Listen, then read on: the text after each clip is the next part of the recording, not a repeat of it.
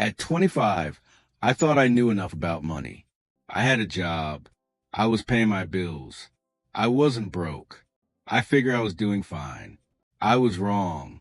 What nobody told me, what no school, no parent, no textbook ever explained clearly, were the actual rules of money, the real ones, the ones that determine whether you spend your 40s and 50s building wealth or just surviving paycheck to paycheck. I learned most of these rules the hard way, through bad decisions, missed opportunities, and years of doing things that felt smart but were actually costing me a fortune in silence. So today, I'm giving you what I wish someone had given me. 10 money rules, the kind that actually change your financial life. If you apply them early enough. Let's go. Why these rules matter. Before we get into the rules, I need to make one thing clear. These aren't motivational quotes. They aren't generic advice like spend less than you earn or don't buy lattes. You already know that stuff. These are logical, evidence-backed principles that most financially successful people understand deeply, and most financially struggling people have never been taught. The gap between wealth and financial stress is almost never about income. It's about knowledge. It's about the rules you're playing by. And the beautiful thing about rules, once you know them, you can use them. So let's start with the one that costs people the most money, and the one they least suspect. Your biggest financial enemy is inflation, not your expenses. The logic. Most people in their 20s are focused on cutting expenses. Don't eat out. Cancel subscriptions. Save money. And look, that discipline matters. But here's what nobody tells you. Even if you save perfectly, if your savings are sitting in a regular bank account earning 0.01% interest, you are losing money every single year. Here's why.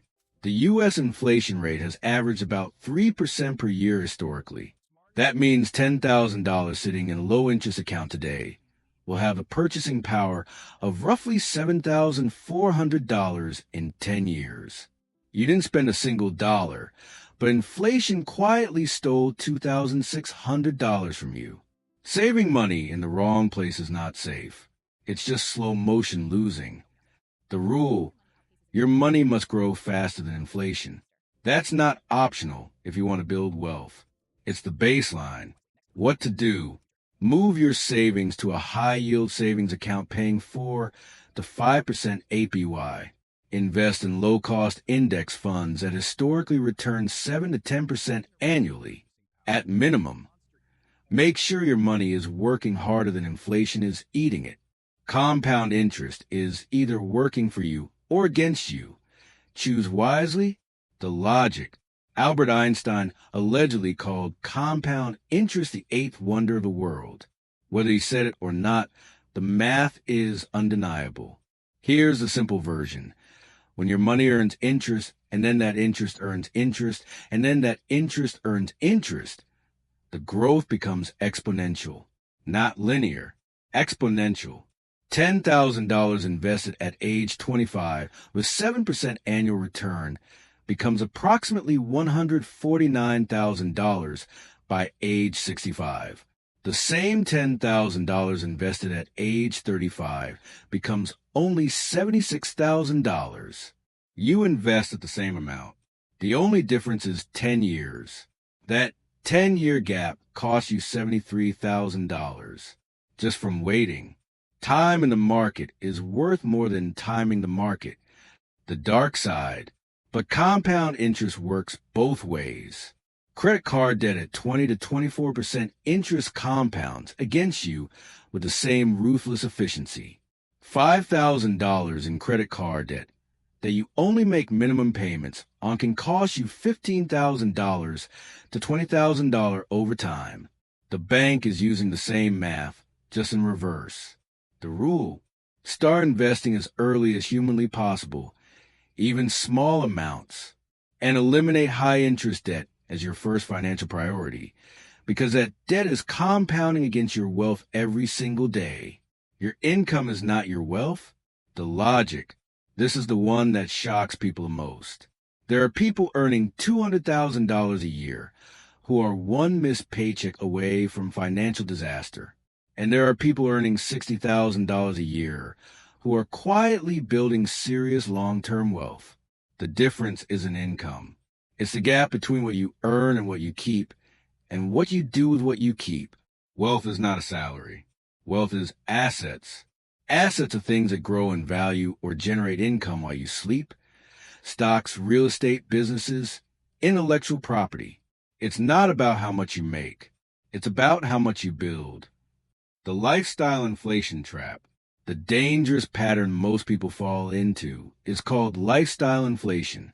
Every time your income goes up, your spending goes up with it. New salary, new apartment, new car, new wardrobe. The raise disappears before you even notice it. The rule: every time your income increases, increase your savings and investment rate before you increase your lifestyle. Even a 50-50 split. Half goes to lifestyle improvements, half goes to investments. Changes your financial trajectory dramatically over a decade. An emergency fund is not optional. It's insurance. The logic: most financial emergencies aren't actually emergencies.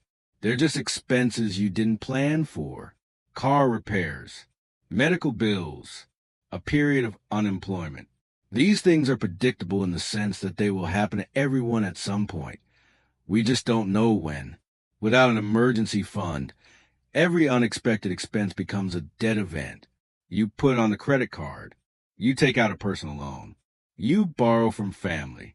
And suddenly a $1,500 car repair has cost you $2,800 after interest and set your savings back 6 months. With an emergency fund, it's just Tuesday. How much do you need? The standard recommendation is 3 to 6 months of living expenses. If your monthly expenses are $3,000, you need $9,000 to $18,000 in a liquid, accessible account, not invested in stocks, not locked in CD. Liquid, available within 24 hours. This fund is not an investment. It's not meant to grow dramatically. It's insurance. Its job is to keep a bad month from becoming a bad year. Financial security isn't about being rich. It's about having options when things go wrong. Taxes are the biggest expense you've never negotiated. The logic: here's a number that will shock you. The average American pays between 25% and 35% of their lifetime earnings in taxes. That is almost certainly the single largest expense of your entire life. More than your mortgage, more than your car, more than everything. And yet, almost nobody under 30 is actively thinking about how to legally minimize their tax burden. The legal tools you're probably ignoring. A 401k lets you contribute pre-tax dollars, meaning you reduce your taxable income right now while your investments grow tax-deferred. If your employer offers a match and you're not maxing it out, you are leaving free money on the table. That match is an instant 50% to 100% return on your investment before the market does anything. A Roth IRA lets you contribute after-tax dollars, but all growth and withdrawals in retirement are completely tax-free. For someone in their 20s or 30s with decades of compound growth ahead, this is one of the most powerful financial tools available. An HSA, health savings account, is triple tax advantaged. Contributions are pre-tax. Growth is tax-free, and qualified withdrawals are tax-free. It's the only account in the U.S. tax code with 3 tax benefits simultaneously. The wealthy don't earn more and then pay taxes. They structure their finances to minimize taxes first. The rule: learn the tax advantage accounts available to you and use them aggressively, starting in your 20s. Your network is a financial asset. Treat it like one. The logic: this one is less talked about in finance videos, but it might be the most impactful rule on this list for your 20s specifically. Study after study on income mobility and career advancement shows that who you know, your professional network, is often more predictive of your financial trajectory than your degree, your grades, or your raw skill level. The Harvard Business Review found that up to 85% of jobs are filled through networking. Most significant business opportunities come through relationships, not job boards. Your network is, quite literally, your net worth over the long term.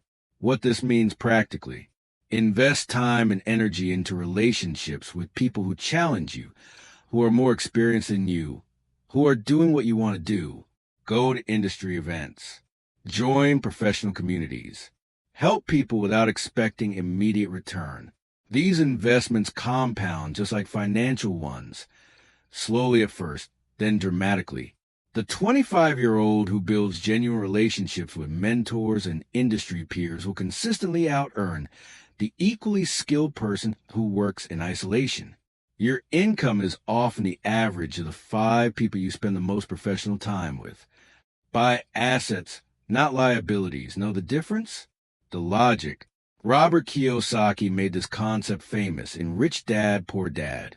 And while people debate aspects of that book, this particular principle is financially sound and worth understanding deeply. An asset puts money into your pocket. A liability takes money out of your pocket. A stock that pays dividends is an asset. A rental property that generates positive cash flow is an asset. A business you own that operates without requiring your constant presence is an asset. A new car, especially a finance one, is a liability. It depreciates the moment you drive it off the lot, costs you insurance and maintenance, and drains your cash flow every month. A luxury watch, a boat, an expensive vacation charged to a credit card. These feel like rewards. Financially, they function like anchors. The practical application. This doesn't mean never enjoy anything. It means be intentional. Before any major purchase, ask, is this an asset or a liability? Is it growing my wealth or shrinking it? For every luxury you buy, can you pair it with a corresponding asset purchase? Buy the car, but also buy $200 of index funds the same month. That discipline, applied consistently over years, is what separates the financially comfortable from the financially stressed. Wealthy people buy assets first. Then they use the income from those assets to buy luxuries. Debt is a tool. Use it correctly or it will use you. The logic. Debt has a terrible reputation in personal finance circles, and honestly, a lot of that reputation is deserved. Consumer debt, credit card debt, payday loans. These are financially destructive for almost everyone who carries them. But debt itself is not inherently evil. The wealthiest people and companies in the world use debt strategically to accelerate their financial position. The key word is strategically. Good debt versus bad debt. Good debt is debt used to acquire an asset that generates returns greater than the cost of borrowing. A mortgage on a rental property that generates positive cash flow. A business loan that funds operations producing profit. A student loan for a high ROI degree in a field with strong salary prospects. Bad debt is debt used to fund consumption. Credit card balances for restaurant meals and clothing. Auto loans for depreciating vehicles you can't truly afford. Buy now pay later schemes for items you don't need. The interest rate is the clearest signal. Any debt above 7% is costing you more than the stock market historically returns. Pay that off aggressively. Any debt below 4% might be worth carrying if your money can earn more deployed elsewhere. Debt is fire. In the right hands, it powers engines. Misuse, it burns everything down. Your health is your highest return investment. The logic. This one might sound out of place in a finance video. It's not.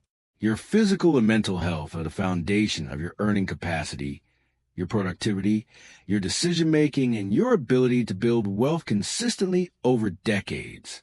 The most sophisticated financial strategy in the world is worthless if the person executing it is chronically exhausted, sick, or burned out. The data is clear. People who maintain regular exercise have higher average incomes, lower healthcare costs, better cognitive function, and higher workplace productivity. The return on 45 minutes of exercise per day, in reduced medical expenses alone can exceed thousands of dollars annually. The financial cost of ignoring health. The average American spends over $12,000 per year on health care. A significant portion of that spending is tied to preventable chronic conditions, type 2 diabetes, heart disease, obesity-related illness, that are heavily influenced by lifestyle choices made in your 20s and 30s. The habits you build at 25 compound the same way money does. Every year, consistent exercise, quality sleep, and reasonable nutrition is an investment in your future earning capacity, your productivity, and your quality of life at 60. Take care of your body now, or your body will take care of your bank account later. Financial education is the highest ROI skill you can build. The logic. The school system does not teach you how money works. And this is not a conspiracy. It's a curriculum failure with real, measurable consequences. A 2022 study by the FINRA Investor Education Foundation found that Americans with higher financial literacy levels accumulated significantly more wealth than those without it, independent of income level. People who understand compound interest make different decisions. People who understand tax advantage accounts keep more of what they earn. People who understand asset allocation build more resilient portfolios. Knowledge directly translates to dollars. The cost of financial ignorance. Every money decision you make from a place of ignorance has a price. Carrying credit card debt because you didn't know a better option existed. Not contributing to a 401k because nobody explained the match. Holding cash in a savings account earning nothing because you didn't know about index funds. These aren't small mistakes.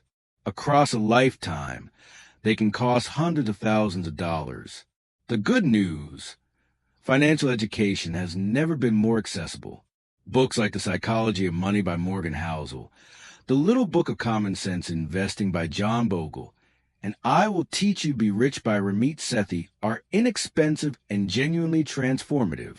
YouTube channels like this one, podcasts, personal finance communities. The information is available. The only question is whether you'll prioritize consuming it. Invest $20 in a personal finance book, and it may return $200,000 over your lifetime. No other investment has that ratio. The rule: commit to learning one new financial concept per week. Over a year, that's 52 concepts. Over 5 years, you will build a financial intelligence that most people spend their entire lives without. The compound effect of good rules? Let's bring all 10 together. Because here's the thing nobody tells you. These rules don't work in isolation. They compound off each other. When you beat inflation with smart savings, Rule 1, you have more capital to invest. When that capital compounds over time. Rule 2, your wealth grows exponentially. When you understand the difference between income and wealth. Rule 3, you stop lifestyle inflating every raise. When you have an emergency fund. Rule 4, a crisis doesn't force you into bad debt. When you minimize taxes legally. Rule 5, you keep more what you earn. When your network opens doors. Rule 6, your income ceiling rises.